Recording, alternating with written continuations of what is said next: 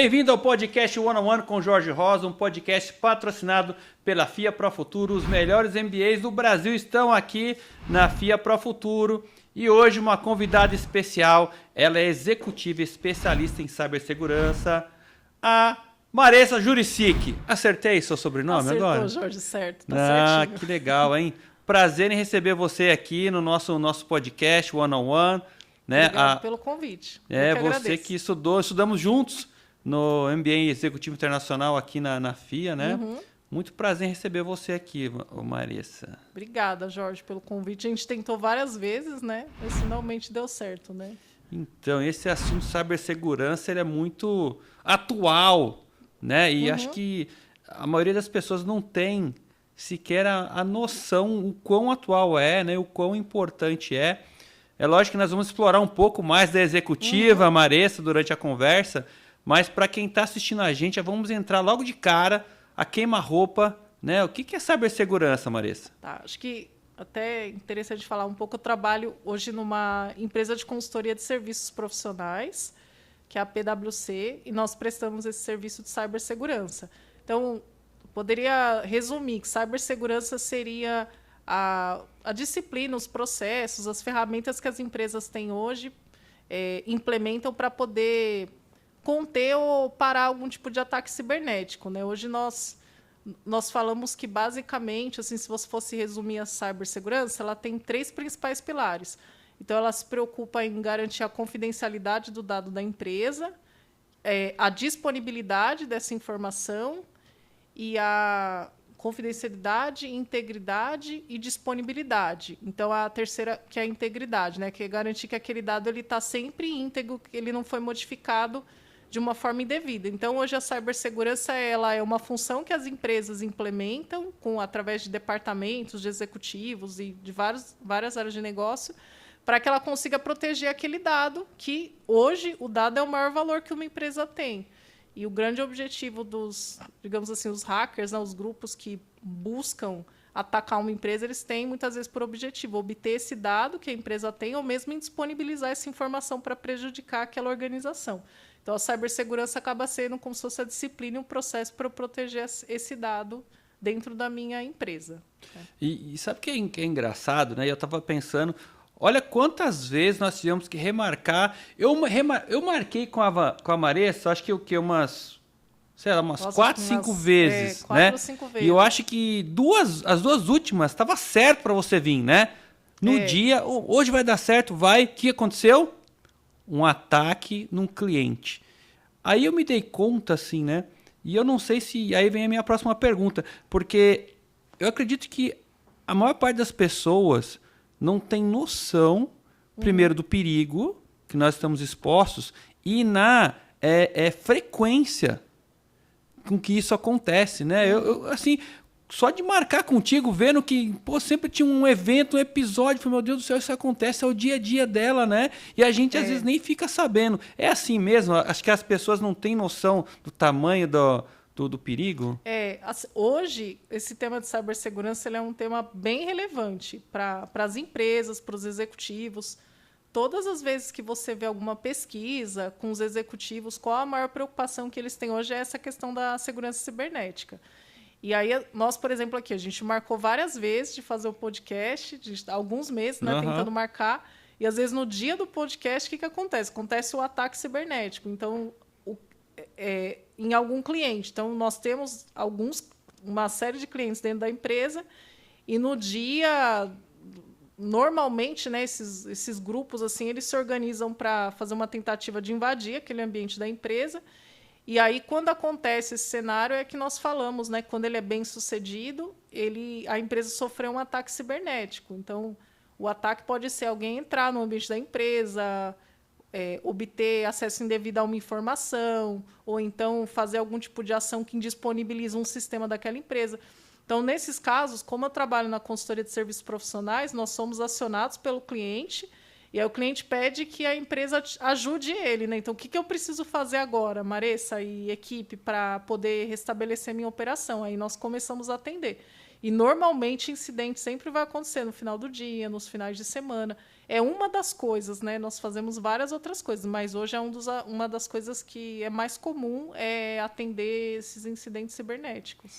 Mas é tipo assim, tô imaginando, é igual bombeiro. Deu, meu. Você vê aquele imagem do bombeiro, para tudo e vou lá porque tem que ser na hora. Não dá para, deixa eu tomar um cafezinho, não é isso. Exatamente, porque é uma situação que você imagina e pode atingir qualquer negócio. Sua empresa é uma empresa de e-commerce, por exemplo. Aí você está lá vendendo na internet. De repente acontece um ataque desse, bem sucedido. Então, aquele ataque pode ser um ataque para indisponibilizar o e-commerce daquela empresa, o que, aliás, é bem comum. A gente vê várias notícias de situações que aconteceram com as empresas e que indisponibilizou o serviço. Então, naquela hora, praticamente, o negócio para, né? A depender do tamanho, da extensão e da gravidade desse evento, o negócio para. Então, você tem que realmente criar praticamente ali uma sala de guerra, né? Para poder ajudar os executivos a tomar decisão, descobrir o que está acontecendo, tentar remediar ali aquela situação adversa. Então, é como se fosse, não diria nem como se fosse um bombeiro, mas é como se fosse uma sala de guerra mesmo. Assim. Você estabelece uma equipe com várias pessoas, vários papéis-chave para parar aquele evento, ou mesmo conter, ou, né, remediar. E tudo vai depender do que está acontecendo. E é uma situação... Eu estava... Há umas 2 semanas eu dei aula num MBA, num curso de MBA. Eu estava comentando um pouco dessa experiência, que as pessoas têm muita curiosidade de saber. E eu comentei, né? Você vê situações assim que a empresa ela para mesmo, para por uma semana... A empresa inteira para por um mês, depende do que foi aquele evento, ela realmente para mesmo, ela não consegue continuar a operação dela. Então, por isso que hoje acaba sendo um tema que, primeiro, desperta muita curiosidade de todo mundo, quando você fala, né, segurança cibernética, mas, ao mesmo tempo, não é ainda um assunto que todo mundo entende. Tem, às vezes, empresas que acham que ela é imune, que ela não é alvo, que nunca vai acontecer com ela. Até que, de repente, ela acaba sendo vítima aí numa situação como essa, né? E é engraçado, porque eu instalei um antivírus, né, não só no computador, né, no celular, né, um pacote para proteger todos os dispositivos. E e aí você passa como se fosse um assessment que faz contigo, né? E aí, desde quão forte é a sua senha, enfim, as contas, depois ele te traz um relatório dizendo aonde que o seu e-mail e senha já estão disponíveis, assim, vai na Deep Web, não sei o quê, e começou a mostrar todos os portais, assim, que a minha senha, eu falei, meu, como assim, cara? Como que pode acontecer isso? E isso é muito comum, né? Acho que os nossos dados estão, como é que eu vou dizer assim, né? Nós estamos vulneráveis o tempo todo, não é isso? Sim, hoje praticamente teve até um grande vazamento que aconteceu alguns anos atrás no Brasil, e aí boa parte dos dados da população, pelo menos nome e CPF, acabou sendo comprometido. Então, existem esses serviços, né, hoje que você, inclusive, são serviços públicos, que você entra no site, coloca o seu e-mail, e ele mostra em quantos vazamentos públicos o seu dado já foi acessado indevidamente. Então, porque o que é muito comum acontecer? A pessoa ela vai criando os logins dela e as senhas, ou ela é sempre igual, ou ela é muito simples, né? Que é muita senha, eu não quero ter que decorar, então eu uso a mesma senha. Então, quanto mais simples for a senha, mais fácil é para um atacante hoje em dia usar as ferramentas que existem para ele descobrir sua senha. Então, o que acontece é que, como tem vários grupos atuando ao mesmo tempo, eles vão operando vários ataques, e aí existem esses fóruns, esses locais onde eles vão reunindo todas essas informações que vão sendo capturadas. Aí, quando você coloca o seu e-mail ali, você consegue descobrir em quantos desses vazamentos seu dado já foi comprometido, né? E aí o risco é que muitas vezes a pessoa usa a mesma senha sempre. Então, em algum momento, aquela mesma senha que, de repente, vazou no login do Jorge do e-commerce é o mesmo do Internet Banking. Aí, de repente, numa situação dessa, você pode também ter o comprometimento, né, da sua conta ali no banco. E é engraçado, você falou, né? Eu estava dando aula também no curso de MBA, e lá tinha um cara que ele era especialista do banco. em cibersegurança. Aí a gente começou a entrar no lance de senha e tal. A hora que ele falou o que eu tinha que fazer, eu falei, Jesus, como é que eu vou fazer isso? Ele falou da complexidade, ele falou que é mais difícil quando você coloca frase, enfim, né? E tem que trocar toda semana. Eu falei, como assim?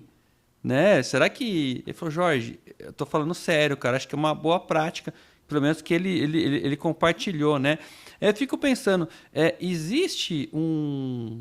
É lógico, tem as boas práticas, né? Mas para pessoa comum, tipo eu, assim, tipo o Rafa ali, o nosso diretor ali, né? Acho que ele usa a mesma senha. É 1, 2, 3, 4, 5, 6, né? Que você sempre usa, né, Rafa? Rafael 1, 2, 3, 4, 5, 6. Mas para pessoa comum, né? Para ela ter um mínimo acho que é impossível você estar 100% coberto, né? Mas como que eu começo? Eu acho que o primeiro ponto é esse que você comentou da senha. Assim, existem a perspectiva de uma empresa e pessoas comuns. Vamos falar da pessoa do dia a dia, né? Acho que o primeiro ponto é esse da senha, que hoje nós temos o hábito de fazer, como eu falei, faz uma senha muito simples, ou usa a mesma senha sempre, ou anota a senha em algum lugar. Então, o grande problema disso é que se essa senha que é sempre igual vazar em algum momento, tem grandes chances de uma pessoa que conseguiu aquela informação, vou testar em outros lugares, vai que a senha o e-mail do Jorge, o mesmo e-mail que o Jorge usou aqui, a senha aqui, deixa eu tentar em outros lugares para ver se eu consigo alguma coisa. Então, assim, a primeira coisa seria essa questão da senha segura. Então, eu, por exemplo, né, como eu até trabalho com segurança, a gente sempre tem que fazer uma senha mais complexa. E a senha mais complexa, o que é o recomendado? É você usar letra, número, usar letra maiúscula e usar algum símbolo especial, lá, caractere especial. Aí tem lá o hashtag, arroba, ponto de exclamação. E a senha ser mais longa, porque existem alguns softwares que existem softwares que ficam testando, algoritmo que fica testando senha fácil. Quando uma senha ela é muito fácil, por exemplo, tem poucos caracteres e ela é letra e número, você tem um número mínimo de combinações que você pode fazer com letra e número. Então, tem alguns algoritmos que eles vão lá e ficam testando todas as senhas. Aí, quando a senha é fácil, ele descobre rápido. Então, a ideia da senha ser mais longa e ter vários tipos de caracteres é porque esse algoritmo, para ele descobrir, são muitas tentativas. Então, é mais difícil de descobrir sua senha. E tem hoje em dia, por exemplo, no Apple, nos celulares, né? Você tem aquele serviço lá que ele cria uma senha bem complexa para você usar em cada site. Aí você também pode guardar ela no celular e toda vez que você for logar, ele já traz aquela senha difícil. Então, seria assim, um caminho mais seguro, né? Evitar usar sempre a mesma senha e evitar que a senha seja muito simples. Acho que é um começo. Uma coisa que também faz toda a diferença é aquela questão do duplo fator de autenticação que tem na rede social. Então, por exemplo, no banco, né, eu vou fazer uma transação de segurança. Eu ponho minha senha e depois eu coloco um token. Então, isso também é bem interessante. Então, toda vez que a pessoa vai ativar um serviço que ela tem um pouco mais de preocupação, que aquele serviço para ela é mais importante, é interessante ela usar esse segundo fator. Aí normalmente, quando é permitido, né? A rede social tem, né? É isso. Se eu não me engano. Você pode habilitar se você quiser. Tem, por exemplo, no LinkedIn, tem lá o aplicativo de segurança lá que você usa para liberar. Aí, às vezes, a pessoa pensa, mas é chato, porque aí eu vou ter que, toda vez que eu for acessar o site, eu vou ter que colocar o token. Mas é justamente uma forma de que, se alguém descobrir a sua senha no futuro, ele não vai ter um mecanismo para gerar o token. Então, mesmo com a sua senha, ele não vai conseguir entrar naquele serviço, naquele site, ou naquele site de compras, onde tem seu cartão de crédito. Então, eu vejo que esse seria assim, um primeiro ponto bem fundamental. E eu acho que o segundo é a questão de o que você acessa na internet. Porque quando você acaba acessando determinados sites que têm, às vezes, que a gente chama assim de códigos maliciosos. Então, você entra em determinados sites e aquele site ele executa os scripts e aquilo, de repente, pode abrir uma fragilidade ali no seu computador. Então, você também evitar. Em empresa é muito comum aquelas campanhas, né, de conscientização. Aham. Não clique em links suspeitos, não clique em links de origem desconhecida. Então, isso serve para o site, mas serve também para a vida pessoal, porque muitas vezes eu vejo que as pessoas, esses golpes que tem hoje, né, de central falsa, Aham. o golpe do WhatsApp, muitas vezes são essas informações que você vai coletando em momentos como esse, que a pessoa pode estar navegando na internet ou fazendo outras atividades ali online, e aí depois eles vão usando para fazer os golpes. Então, eu acho que são duas coisas principais, que é o que eu sigo até no meu dia a dia, né? Tem outras coisas, mas acho que com essas duas já... Esse é o tal do phishing? É o phishing, que você recebe o e-mail. Tem o phishing, é quando você recebe um e-mail falso, com um link para você clicar. Aí você clica naquele link, na hora que você clicou no link, ele vai executar alguma coisa junto com aquele link. E aí essa pode ser uma série de coisas. Pode ser ele executa um código que cria uma conexão entre você e aquela pessoa que te mandou o link. Tem uma série de coisas que pode acontecer naquele momento de você clicar no link. E aí, a partir desse momento, você praticamente deixou um espaço aberto ali para o atacante poder usar. E aí tem o outro que a gente chama do quando é por telefone, né? Também tem um nome. Quando a pessoa liga, também faz passar lá, sou do call center da empresa. Jorge, eu estou com sua máquina, eu preciso instalar um patch aqui de correção. Você precisa me passar a sua senha que eu vou fazer isso remotamente. Aí você vai lá, passa tudo por telefone. Ele também consegue Tem gente que usar. cai nisso? É comum? Cai bastante, na verdade. Porque a pessoa, quando ela faz esses golpes, o e-mail é mais fácil das pessoas perceberem hoje em dia. Porque todo mundo fala disso, mas o do telefone, quando a pessoa aplica esse golpe, ele vai tentar conhecer algumas coisas sobre você. Então, ele vai tentar usar informações. Ô, Jorge, você está aí hoje no escritório, ó, eu preciso colocar aquele atualização nova aqui da empresa, mas o seu usuário não está entrando.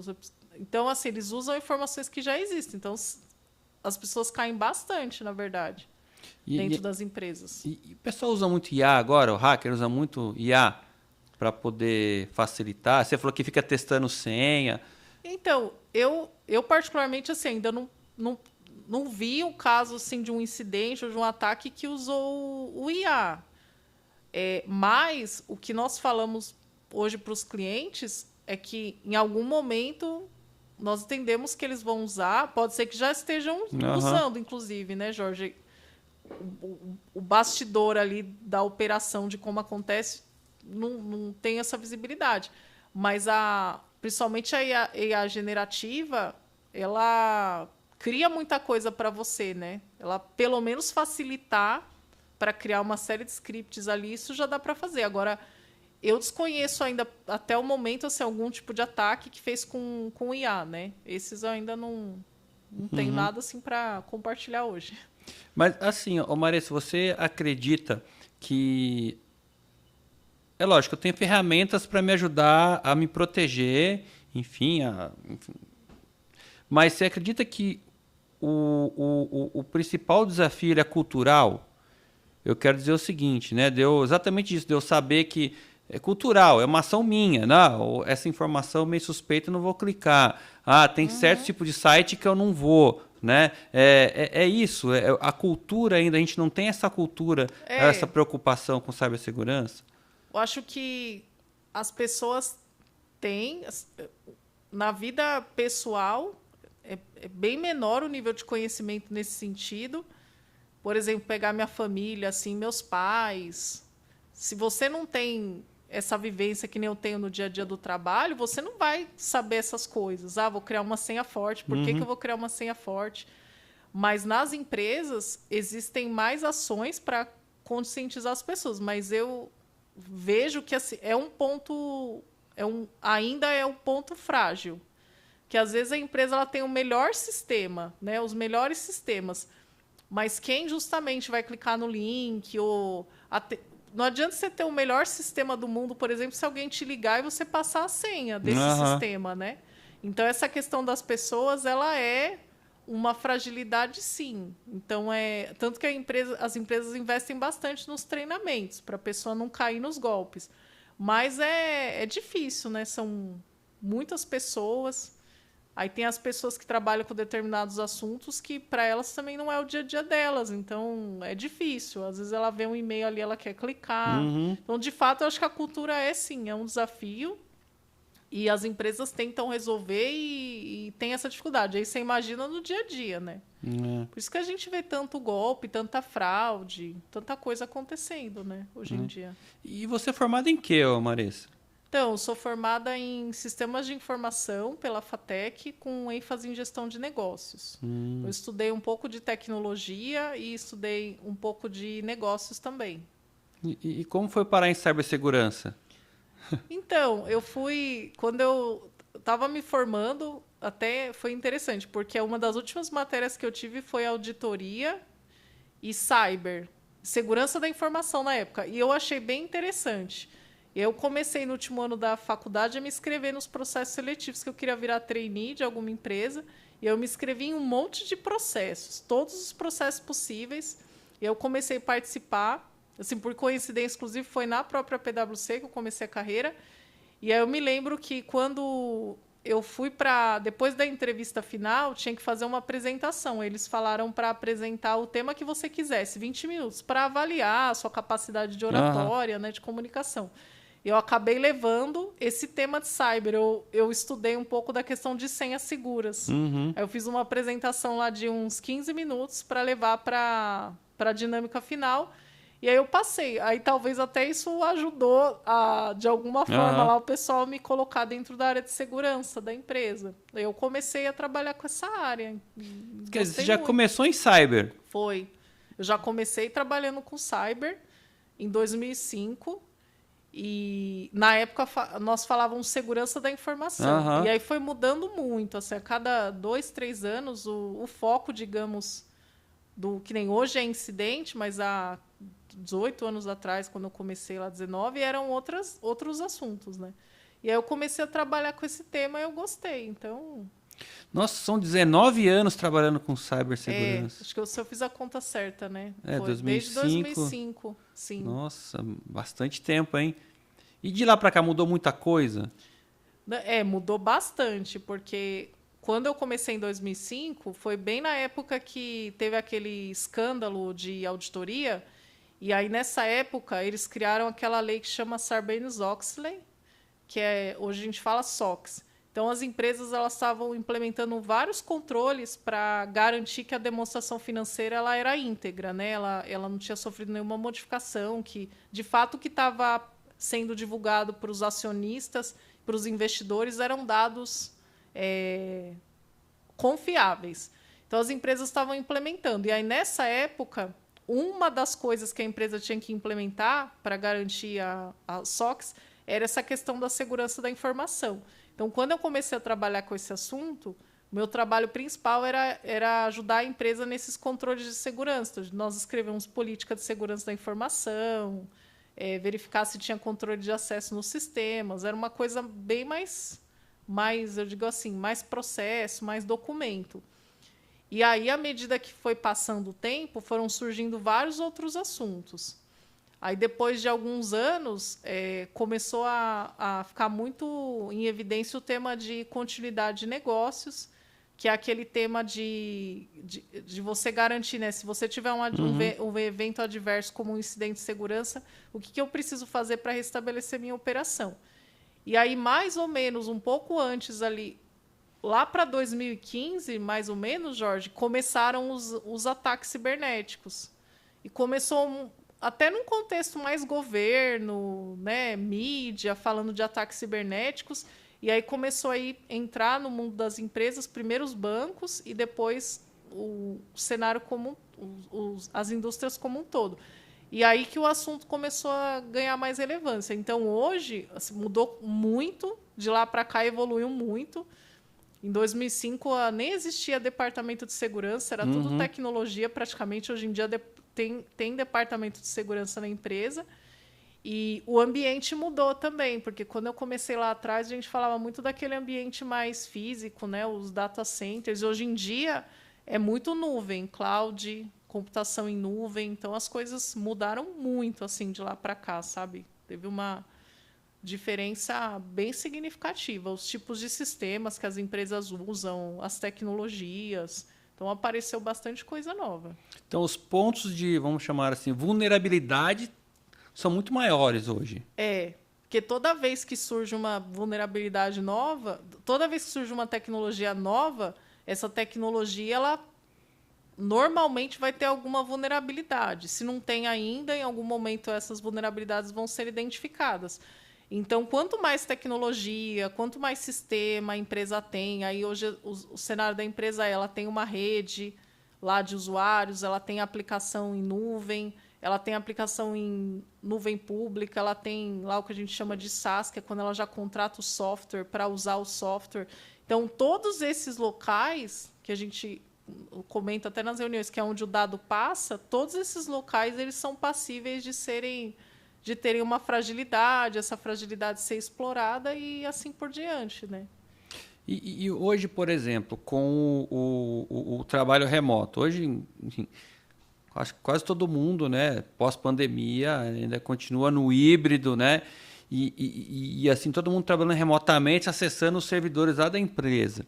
Isso também aumentou em muito o nível de ataque? Porque você tem que abrir porta para o pessoal acessar de fora, imagino, né? Sim, você tem que criar os canais de comunicação do usuário da casa dele para a empresa. Então, sim, se você não fizer isso usando segurança da informação, as ferramentas certas, isso cria, sim, uma fragilidade maior, dependendo da forma que a pessoa se conecta com a rede da empresa. E aí também, em função do home office, muitas empresas adotaram esse modelo da segurança da computação em nuvem, né? Teve muita transformação digital. Porque quando a pandemia começou, nem todo mundo estava preparado para as pessoas trabalharem de casa. Né? Para algumas empresas, por exemplo, na minha empresa, eu já trabalhava com notebook, porque eu estava sempre no cliente. Então, para mim, foi indiferente. No dia seguinte, eu estava de casa trabalhando. Mas várias empresas, as pessoas trabalhavam dentro do escritório, no computador. E aí, de repente, do dia para o outro, todo mundo teve que ter notebook, e esses notebooks tinham que ter acesso. Aí eu tenho que fazer isso de uma forma segura, né? A gente até chama lá de VPN, que é um túnel seguro, criptografado, mas tem várias outras coisas que você precisa garantir. Então, assim, aumentou. Se essas migrações aí para o ambiente, para o trabalho remoto ser seguro, não foram feitas da melhor forma, o nível de fragilidade aumenta, sim. Mas agora eu fico pensando, né? Por exemplo, lá no celular tem a opção lá de criar um VPN. Só que quando você faz isso, fica tudo mais lento. Quer saber, meu? Eu não vou fazer isso não, porque para agilizar o meu lado, mas você acaba, de repente, correndo um risco desnecessário. É isso mesmo? Você diz o quê? Você habilitar a VPN? Porque com a VPN tá... Ok, quando eu coloco a VPN lá no celular, tudo começa a ficar mais lento. Eu demoro... Download demora mais, não sei o que mais. Não. Quer saber? Eu vou tirar isso aqui porque sou um usuário comum mesmo. E não, mas acho que de repente o correto é você se proteger mais. O ideal é se proteger mais, porque a VPN ela é como se fosse um túnel criptografado. Nós falamos, né, tecnicamente. Então, assim, quando você estabelece uma VPN, você está criando como se fosse um caminho seguro para o dado passar por esse caminho. Por isso que, às vezes, pode ser que fique um pouco mais lento. Só que isso também garante que ninguém vê a sua informação. Então, uma situação, por exemplo, né, quando você comentou aquela hora assim, o que não fazer, como se proteger. Tem um outro ponto, rede Wi-Fi, né? Hoje em dia, você vai lá no aeroporto, por exemplo, se conecta na rede Wi-Fi, que é de graça, super legal. Mas a partir do momento que você está nesse ambiente, tem vários outros usuários nesse ambiente. Alguém pode estar ali, de repente, avaliando, monitorando quem mais está naquele ambiente. Então, quando você está com esse tipo de tecnologia de VPN, você garante que, mesmo que tenha alguém...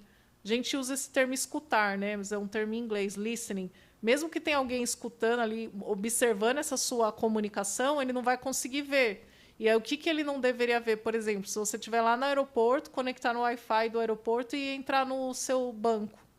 Aí você colocar a sua senha. Então, você quer que tudo isso seja feito de uma forma segura. Mas ele consegue interceptar isso e ver?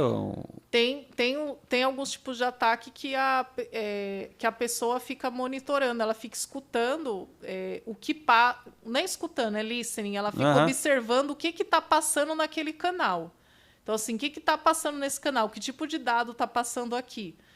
Então, quando você tem uma VPN, como você falou, ele justamente vai empacotar e criptografar. Tipo blinda. Exatamente. Então, por isso que, às vezes, né, as pessoas acham que tem algumas coisas que eu não queria usar, deixa mais lento, mas tem um objetivo. E o objetivo é justamente esse, né? Garantir que, se tiver alguém naquele ambiente, ele não vai conseguir ver o que você está mandando e enviando. E diz uma coisa, como é que tá as mulheres na cibersegurança? Tem bastante mulher trabalhando nessa área? Eu vejo...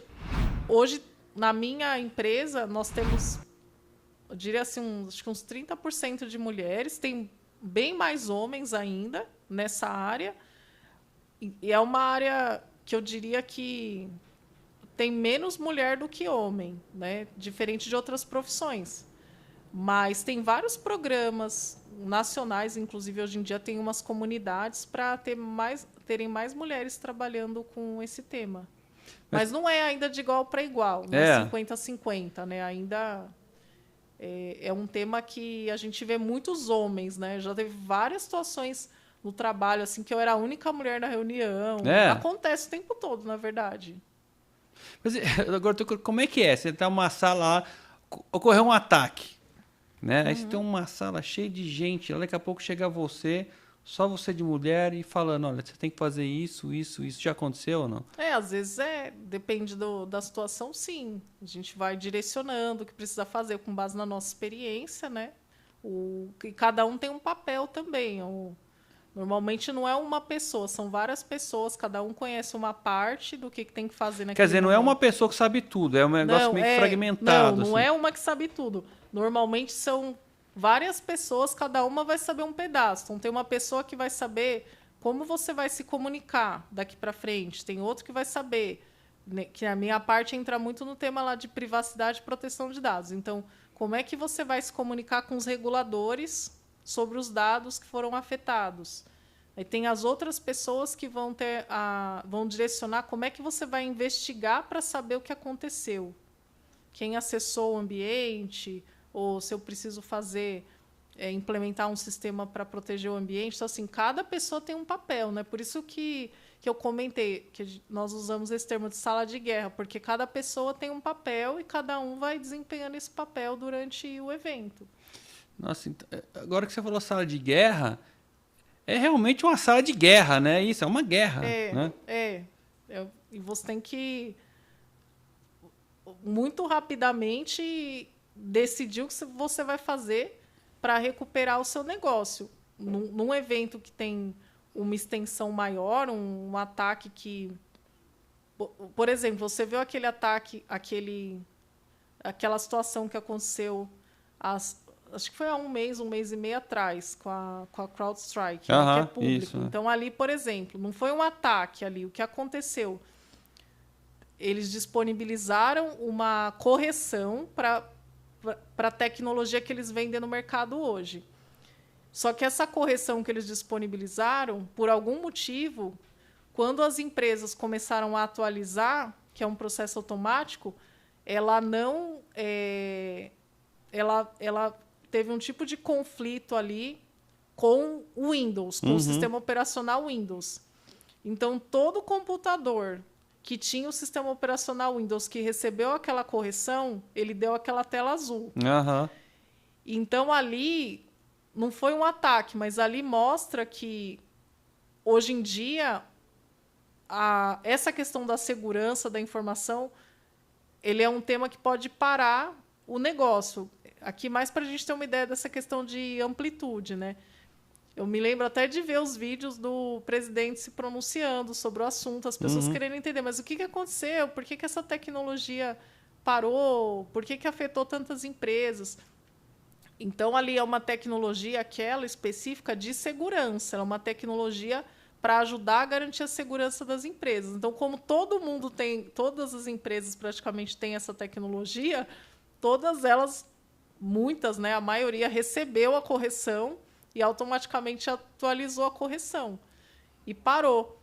Acho que o que é legal, né, Jorge, o que eu estou trazendo isso? Para mostrar como que é um tema importante, porque hoje existem as pesquisas sobre esse assunto que tanto o governo quanto os executivos, eles veem segurança da informação no mesmo nível de guerra, instabilidade econômica, pandemia. Então, quando você pergunta para um CEO qual é o seu maior receio hoje na sua empresa, ele vai elencar lá. A cibersegurança está junto, ataque cibernético está junto com a questão de economia, estabilidade econômica e guerra. Então, de fato, é algo que pode parar um negócio, é algo que pode desestabilizar como um todo, né? Dependendo um serviço essencial de um país, por exemplo, se um grupo conseguisse disponibilizar, ele poderia parar. Então, são várias situações hoje em dia que, como o mundo todo é digital e tudo a gente faz online. Então, o risco é muito grande, porque esse online é ótimo no dia a dia. Você gosta de ter tudo online. Só que, ao mesmo tempo, você tem esse risco. Esse online pode, de repente, ficar indisponível. Mas é interessante, porque eu lembro onde eu trabalhava antes, as atualizações não eram automáticas. Aparecia lá um patch do Windows. Qualquer, não era automático. O TI tinha que rodar primeiro numa máquina tal para ver se não ia afetar os sistemas, não sei o quê, porque eu sou da indústria, né? Então, porque se parasse um sistema da indústria, era apocalipse, né? Um patch de correção né? de antivírus, atualização de antivírus, podia parar sistemas críticos, né? Eu imagino que foi o que aconteceu. Isso pegou muita empresa aérea. Eu lembro que tinha um amigo meu, um americano, e ele, embora, ele teve que mudar o voo dele.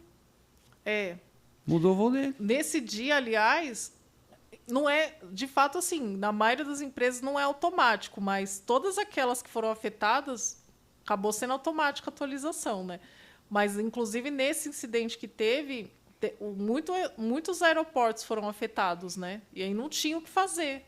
Aí as pessoas ficaram lá presas no aeroporto, que não tinha como o sistema lá de check-in, de bagagem, estava tudo fora do ar. Então, parou vários eventos. Tanto que tinha pessoas da minha empresa que estavam de férias e falaram, eu estou no aeroporto aqui esperando porque está tudo fora do ar, né? Então, realmente parou, não vou dizer que foi o mundo inteiro, mas realmente pararam muitos serviços. E isso mostra, eu sempre... Minha reflexão sempre é como que as coisas são frágeis, né? Porque nós pensamos, depois da pandemia, eu comecei a avaliar muito isso, quão frágil é a vida, é o dia a dia, né? Às vezes os momentos que você tem com a sua família. E a pandemia foi uma coisa que, de repente, do dia para a noite, estava todo mundo em casa, um vírus, ninguém sabia o que ia acontecer.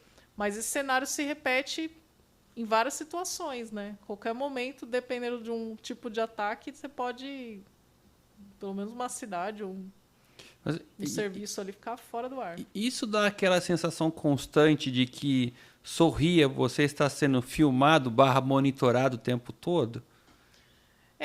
Eu acho que hoje ainda não é desse jeito, mas tem bastante. Porque a gente tem até algumas restrições de legislação nesse sentido do que você pode monitorar, do que você pode fazer.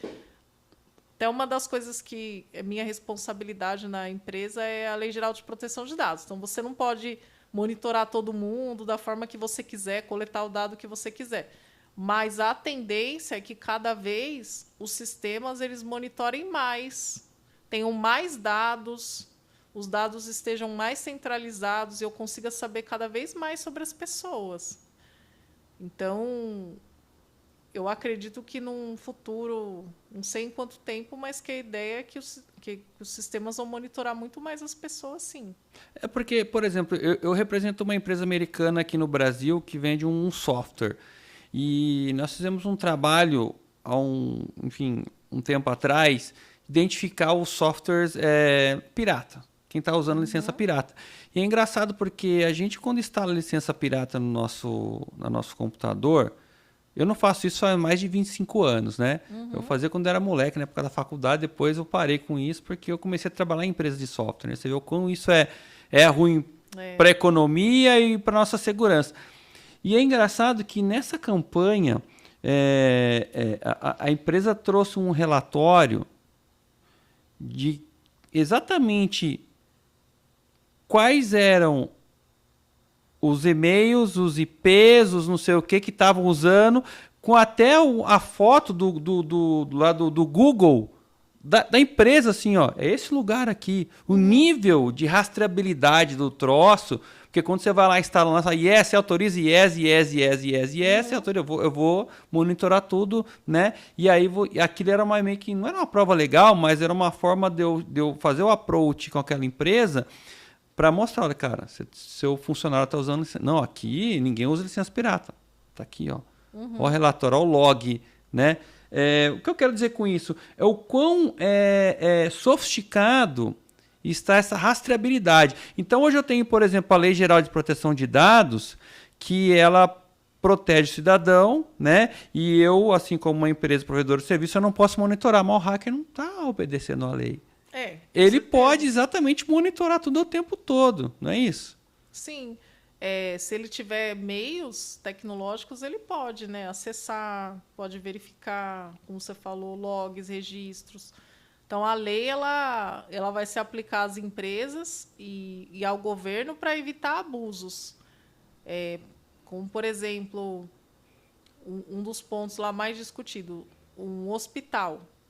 Que tipo de dado que o hospital pode usar do Jorge? Se o Jorge for lá e for internado, por exemplo, na UTI, o que ele pode fazer com esses dados?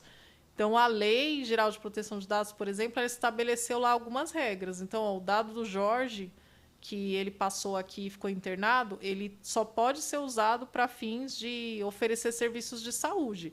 Se você, hospital, quiser usar esse dado para outras coisas, você precisa do consentimento do Jorge.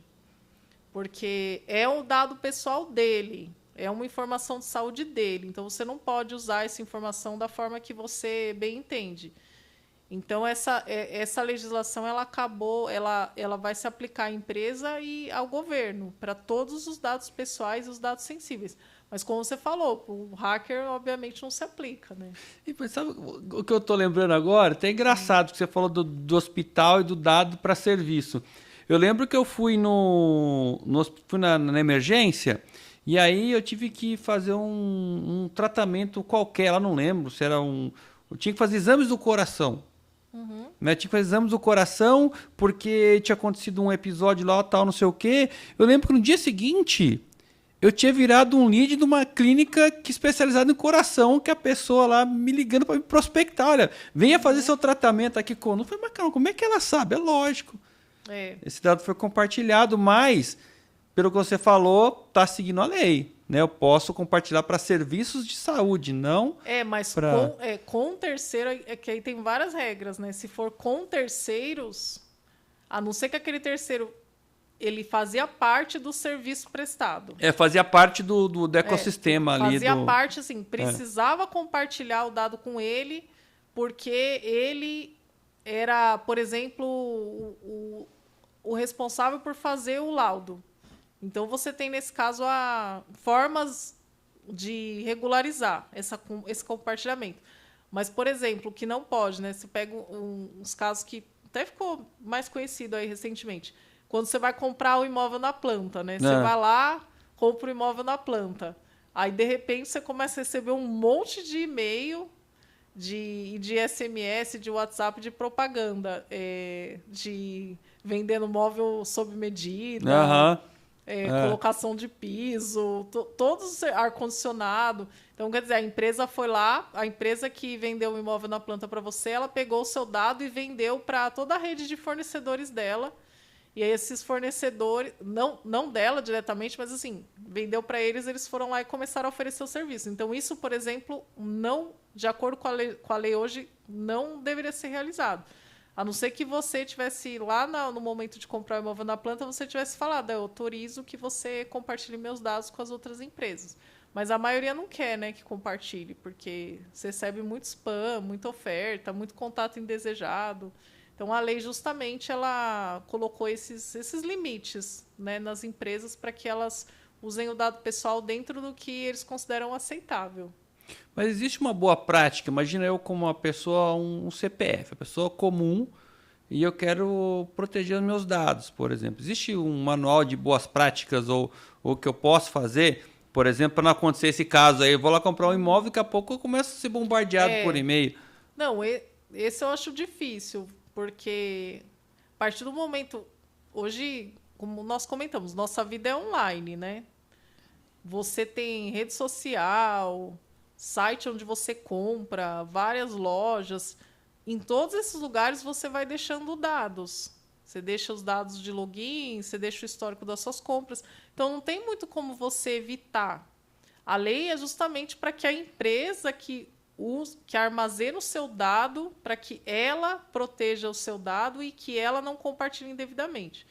Mas para pessoa física fazer alguma coisa é mais difícil, porque só se você não tivesse vida online, né? O que é impossível. É impossível, né? Você deixa rastro para tudo quanto é canto. E aquilo que você até falou agora há pouco sobre monitoramento, tudo, nem tanto numa questão de monitoramento, mas você deixa o seu dado em todo lugar hoje em dia, né? Todo lugar, tudo que você vai fazer, alguém pede o seu dado, né? Até vai lá no shopping participar de promoção de fim de ano, aqueles sorteio de Natal. Você deixa um monte de dado lá. Vai no hotel, deixa o dado no hotel.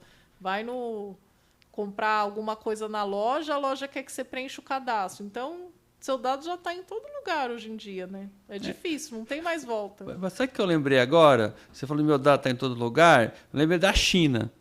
Né, que a gente foi para a China junto, né? A gente, na viagem, nós estudamos MBA junto, né? E a gente foi lá para a China.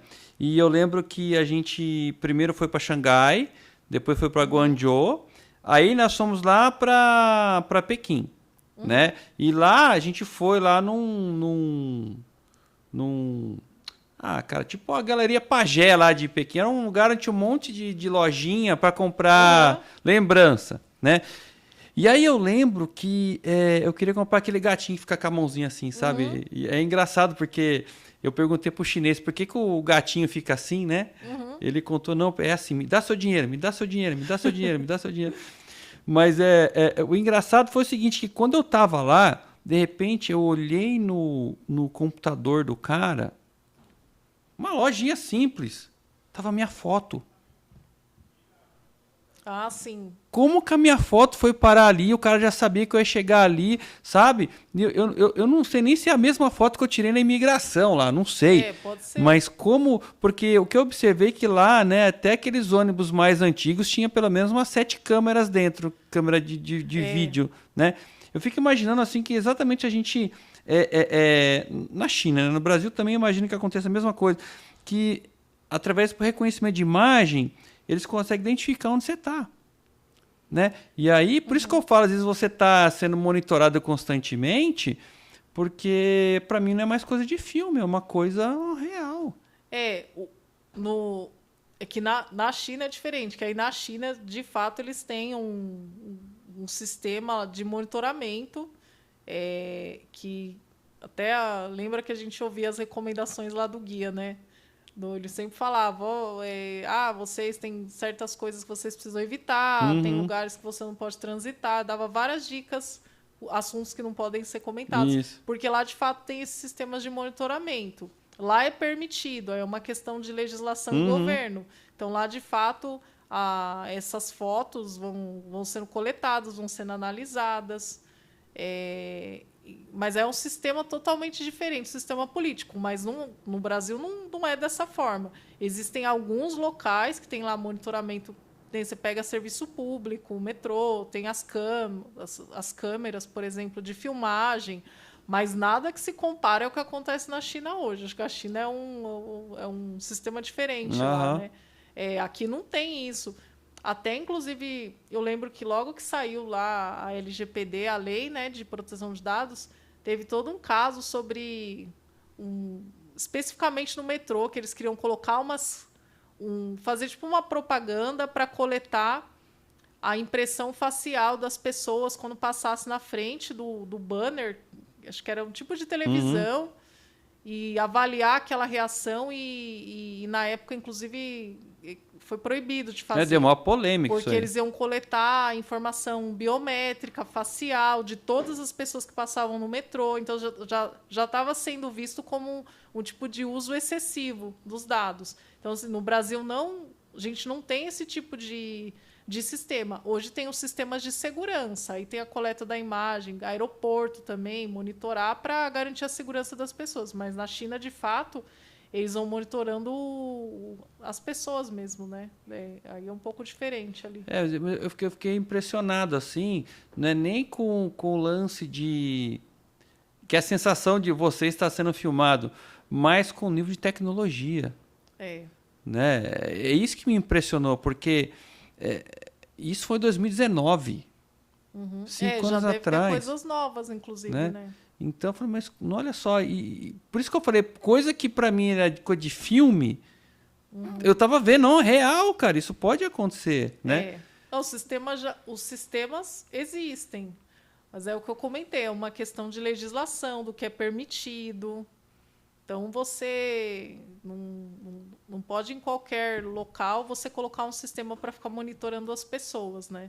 Até dentro das empresas também tem as regras, tem a forma, o que você pode monitorar. Uma pessoa logando no seu ambiente, o horário que ela logou, com cartão de ponto, mas você também não pode fazer certas ações de monitoramento. Então, nesse sentido, eu não vejo o Brasil comparado com a China. A China já é um sistema político um pouco diferente, aí, de fato, tem outros sistemas. Mas eu acredito que cada vez mais esses sistemas eles vão se popularizando, e seja para garantir segurança, seja para evitar. Você pega, por exemplo, essas situações de ataque terrorista.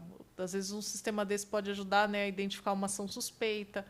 Então, acredito que cada vez mais esses sistemas vão sendo implementados. Na verdade, isso é um consenso, né, que em algum momento todos os dados das pessoas eles vão estar em algum sistema, e os próprios governos, inclusive, vão conseguir saber melhor assim, quem é o Jorge, aonde o Jorge vai, com o que o Jorge gasta o dinheiro dele. Em algum momento vai chegar nesse cenário, porque tudo está digitalizado. Então, você imagina a moeda mesmo, a moeda totalmente digitalizada. Até, lembra lá na China uma coisa até que me chamou a atenção, né? Quando você pensa nesses sistemas. Lá, eles tinham aquele WeChat, né? E dentro do WeChat tinha tudo. Então, dentro do WeChat, ele tinha o banco dele, ele tinha lá o Uber a rede deles, social, lá, o Didi. o Uber. Então, se você parar para pensar assim, o WeChat era a plataforma principal. Todo mundo usava o WeChat, todo mundo fazia tudo no WeChat.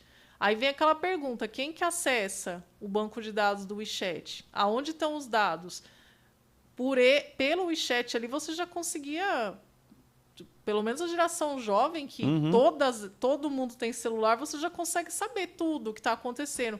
Qual que é a faixa de idade, onde as pessoas estão indo, quanto que elas gastam, quanto que elas ganham, o que que elas falam na rede social, o que que elas postam, o que que elas preferem. Então, olha tanto de coisa que você pode saber. E tem sempre os dois lados, né? Tem o lado bom, porque você conseguiria entender tendências, padrões, e tem o lado ruim, que é tudo no mesmo lugar. Então, qual é o risco, né, de ter tudo no mesmo lugar também? E se alguém mal intencionado acessa essa informação? Você acredita que vai chegar um tempo que não vai existir mais privacidade? Eu acredito que sim. Eu acho que hoje, por exemplo, você já não consegue ser 100% anônimo, né? Se você parar para pensar. Você precisa ter um cadastro próprio. No Brasil, nosso cadastro já está lá no Gov. A gente tem lá a nossa conta Gov. Então, assim, já não existe mais uma pessoa 100% anônima que não está em alguma base de dados. O que eu quero dizer, não tem como, né? Você não está em nenhum sistema. Então, por isso que eu comentei, eu acho que cada vez vai aumentar mais. Vai ter mais ações suas que hoje você poderia realizar fora do ambiente online, você vai realizar tudo dentro desse ambiente online. Antigamente a gente usava dinheiro papel, hoje em dia ninguém usa mais. Então, assim, quase tudo que você faz na sua vida, se você parar para pensar, você faz online. Poucas coisas você faz fora desse ambiente De repente, num supermercado e numa farmácia, ou quando você vai num restaurante. Mas acredito que em algum momento vai ser praticamente tudo. Tudo assim vai passar por esses ambientes. Já passa por sistemas eletrônicos, mas eu digo assim, uma hora acredito que vai ser tudo digitalizado mesmo. E como você foi parar no MBA Internacional da FIA, ô Maressa? Que ventos te trouxeram para a FIA? Então, na época, eu tinha acabado de virar diretora na empresa, que eu assumi essa área da Lei Geral de Proteção de Dados, e eu achei que era importante, como é a grande transição, né? Quando você vai para o cargo de diretor, você, oficialmente, digamos que você inicia a sua carreira executiva. E eu queria reforçar os meus conhecimentos, queria entender um pouco mais de negócios, operações, networking, conhecer o pessoal, ter umas experiências diferentes. E aí eu comecei a pesquisar os MBAs e da FIA eu vi que era muito bom, que era muito bem referenciado, tinha uma nota alta, reconhecimento internacional. Aí eu falei, né, já que eu vou fazer, eu quero fazer um que seja muito bom. Aí eu escolhi fazer esse. E é interessante você falou, né? Aí começa a sua carreira executiva, né? Porque é interessante porque a gente tem uma visão desse nível de executivo, né, diretoria, que só quem está lá sabe, né, o quão difícil, quanto desafiador né? E eu acho que você buscar conhecimento para entender o todo, porque eu acho que é isso que a FIA proporcionou para mim nesse curso, né? Que é você ter a oportunidade de conhecer todo o ecossistema de uma empresa, não é isso? E aí você começa a entender todos os atores da empresa, como interagir com cada ator, né, para você, porque aí você consegue ou você se capacita a lidar com esses organismos mais complexos, vamos chamar assim, não é isso? Para mim, o valor agregado, né, acho que foram vários, mas essa questão de entender de uma forma mais ampla como uma organização funciona. Alguns professores que deram aulas foram incríveis, porque eram pessoas do mercado, então eles traziam a experiência do dia a dia mesmo, do executivo no dia a dia, tomando a decisão. O network, né, que sem dúvida. E eu, particularmente, assim, para mim, a melhor parte foi a viagem da China. Porque eu acho que o que foi legal daquela viagem da China, quando você sai do seu ambiente, a gente saiu da cultura aqui, Brasil, pessoas Brasil, o modo que as empresas no Brasil funcionam, e você foi para lá, que é um sistema político diferente, são empresas diferentes, cultura diferente, tudo era diferente. Então, esse tipo de experiência eu acho que é rica para o líder tomar decisão, porque um dos desafios do líder, né, tomar decisões no tempo de incerteza. E sempre falam, né, quando você vai tomar uma decisão, você tem que olhar para todas as variáveis, você tem que olhar isso de uma perspectiva global, considerar o que pode acontecer, o que pode dar certo, o que pode dar errado. Então, para mim, assim, quando eu cheguei na China e comecei a ver a diferença de tudo, empreendedorismo, como que o país se organizou para incentivar cada cidade lá a se desenvolver em um produto diferente. Nós visitamos lá aqueles locais que tinham as empresas de tecnologia, biotecnologia. Então, para mim, assim, foi um mindset novo que eu não tinha, porque isso é rico, né? Quando você toma a decisão. E eu levo até hoje, eu falo até hoje do MBA, dessa viagem, da experiência, do que eu aprendi. Assim, para mim foi muito, muito legal, muito rico. Para mim foi a mesma coisa. Acho que a viagem da China foi um divisor de água para mim.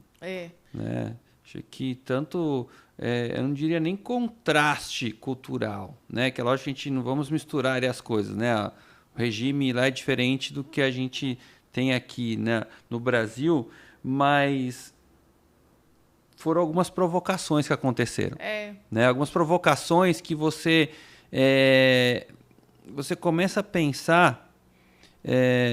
E aí eu vou ser bem sincero, né? Teve até um dos colegas que me falou, Jorge, sabe uma coisa que me chamou a atenção? Eu agora estou me questionando se realmente uma pessoa só mandando é ruim mesmo. Né? E a forma assim, né, como eles cresceram, a forma como o acesso à tecnologia, eu fiquei assim admirado, né? O acesso à tecnologia, inclusive até eu estava compartilhando, né? Você que me introduziu para o Android, eu era um cara iPhone, e a gente foi na loja lá da Xiaomi, né? E aí você tava lá olhando um telefone Android, que aí eu cheguei, mas o que você tá olhando? Isso aqui é o telefone e tal. Eu falei, mas você me deu o relatório completo, parece que você já foi lá comparando com todos os outros, né? A última versão do... E aí eu falei, nossa, eu vou comprar um para mim também, né? E aí foi que eu comecei a mesclar o Android com o iPhone, mas muito, nem foi pelo preço, mas pelo acesso, acessibilidade, né? Você vê lá o chinês lá com acesso à tecnologia, né? Evoluindo como sociedade, usando a tecnologia como extensão do ser humano, né? Eu acho que para mim foi uma experiência incrível, assim. E é engraçado, quando eu fui para a China, eu tinha 3 coisas que eu queria fazer, né? E eu fiz as 3. É lógico, vou lá conhecer tudo, mas eu queria visitar a muralha da China. Eu queria comer o Beijing Roasted Duck, aquele pato que parece um balãozinho. Eu lembro. Né? Você lembra, né? E o tal do foot massage. Acho que a melhor coisa que eu fiz na China foi a massagem no pé lá. Nossa, eu não fiz, não. Nossa, cara, esse foi, meu Deus do céu, cara. Imagina que 1h30 uma chinesinha desse tamanho assim, ó, pequenininha, mas com a mão parecia um alicate. Sabe, fazendo massagem no pé. Acho que foi a única massagem que eu fiz até hoje, que eu saí de lá quase não consegui nem andar mais, tão relaxado que eu tava. Foi muito legal. Eu também gostei bastante. Para mim foi, como eu falei, foi uma experiência que ajudou a trazer novas formas de ver, porque eu acho até interessante essa questão quando a cultura é muito diferente, porque quando você está no trabalho, por exemplo, você vai para os Estados Unidos, as culturas são um pouco parecidas, Brasil, Estados Unidos, liderança, como que funciona. Mas lá foi totalmente diferente. Então, acho que isso que provocou várias reflexões, né, na nossa mente, como você falou, as coisas que você queria fazer, eu também visitei lá vários lugares, tudo. Mas para mim, assim, o mais legal foi isso, foi ver uma perspectiva totalmente diferente do mundo dos negócios, como que o governo incentivou ali o desenvolvimento das empresas. Então, acho que isso é bem importante para todo líder, né? Conseguir ter essas perspectivas alternativas, não só a dele, né? Para ele tomar a decisão. Mas, Marissa, acho que a gente se deixar, a gente fica falando aqui, né? Porque tá tão legal o papo aqui, né? O Rafa já deu sinal aqui, né? Mas Marissa, foi muito legal o papo. Eu acho que eu aprendi bastante contigo hoje sobre Lei Geral de Proteção de Dados, né? Enfim, sobre cibersegurança. Acho que muito legal, né? Agradecer você por participar conosco aí do podcast, dessa série aí que nós estamos aí com os nossos colegas do MBA Executivo Internacional. Você é uma pessoa de destaque da nossa turma, né? Vamos chamar assim, né? Muita coisa para a gente compartilhar. Muito obrigado, né? E aí as suas considerações finais aí, né, para quem está nos assistindo aí, né? Falando um pouco aí, quais são as dicas de Marissa, né, para se proteger aí com os ataques cibernéticos? Acho que primeiro agradecer também o convite, o convite da FIA, poder falar desse tema. Inclusive, eu acho importante porque, de alguma forma, você ajuda a levar um conhecimento que não é tão trivial e, como você comentou, não faz parte do dia a dia das pessoas. Acho que as principais dicas eu acabei falando ao longo ali do podcast. Mas agradecer mesmo a oportunidade. Também gostei bastante da conversa. Marissa, muito obrigado. E você que ficou conosco até agora, né, meu muito obrigado. Mais uma edição do podcast One on One, patrocinado pela FIA, ProFuturo. Os melhores MBAs do Brasil estão aqui na FIA. Nos acompanhe nas redes sociais, podcast One on One. Siga Jorge Rosa no LinkedIn, no Instagram e também a FIA ProFuturo. Os melhores MBAs estão na FIA. Um grande abraço e até o próximo episódio. Tchau!